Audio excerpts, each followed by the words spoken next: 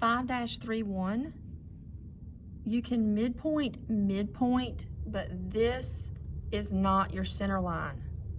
So once you get your center line, take half of 5 1/8 and offset up and down to get the top and bottom of the part. Then erase that center line. From the top down, you can offset 2 1/2, and that's going to give you the center point of that circle. You have offsets on the top of 3 1/2, but on the bottom, they're 4 1/8. These holes do not line up. Once you get this top line, it tells you it's a 1/2 inch radius, it's a 1/2 inch distance, so offset up a 1/2 inch and down a 1/2 inch to get those center points. This part has a lot of angles in it, a lot of angles. So let me walk you through how to put in these angles. We're going to use our polar coordinate system, and this one is a little different than the ones on the edges. This one works right from the center point. So all you have to do is go to line,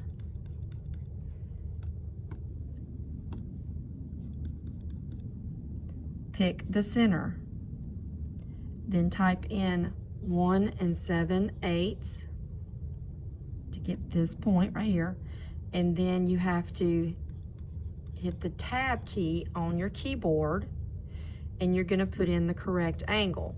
The angle is not 28. That would put the line down here. Remember, 0, 90, 180, 270. So we have to subtract 28 from 90. So your angle will be 62. So to put in that line, go to the line command, pick the center point, 1 7/8, tab, 62, enter, will give you this line at that point right there. You can put your 5/16 radius circle on the end of it, and then you offset 5/16 on either side. So then you can trim that out and make that notch.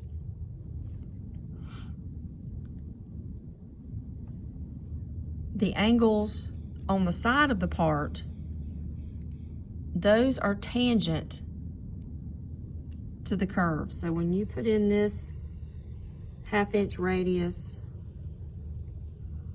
1/2 inch radius, you can't just pick tangent and then type in a number tab and type in the angle. It won't work. You have to manually tell it the distance and the angle. So think about where this angle is coming from. So you're going to go to the line command, and then you're going to pick the tangent object snap, and you're going to pick on that circle. And then you're going to tell the line how long it needs to be and at what angle. So you're going to use at, like in an email, so shift 2, and then we need to give it a distance. So if this is 4 1/8, let's make it 4 inches long. So at 4, at an angle of, this is shift comma, and this is 0, 90, 180, 270. So 180 minus 40 would be 140. And hit enter. So again, what you do, go to line, tangent object snap, and pick that circle.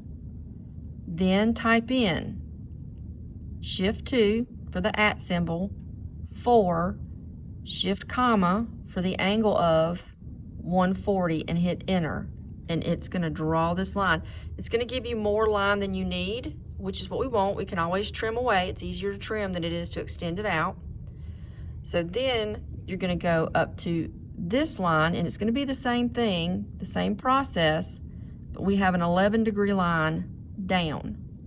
So again, you're going to go to line, tangent, and you pick your circle, and you're going to type in at, I think 2 should be plenty long enough. If it doesn't give us a distance, we can just kind of make it what we need it to be. So let's put in 2 at an angle of 180 plus 11, 191.